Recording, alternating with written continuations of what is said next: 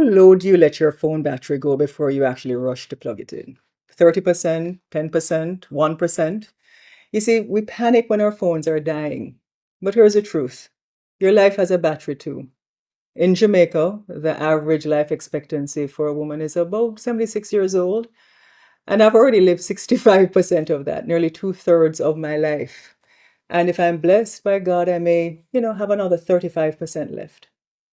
The truth is, you can't always add years to your life, but you can add life to your years. So I asked myself, how do I use that 35% I may have left? Or how do I recharge with essence? Because usually when our phones are dying or it hits the red zone, suddenly we get serious. Suddenly we stop the endless scrolling. We dim the brightness on the screens. We cut the distractions because every percent matters. But isn't life the same? We waste so much of our energy on noise, on comparison, on things that don't feed our soul. And too often, it's only when we are in crisis, in our own red zone, that we finally wake up and guard our energy, time like it's precious. But why wait until then? Why not choose now? And that's one of the reasons why I left politics, because I watched too many of my colleagues stay too long.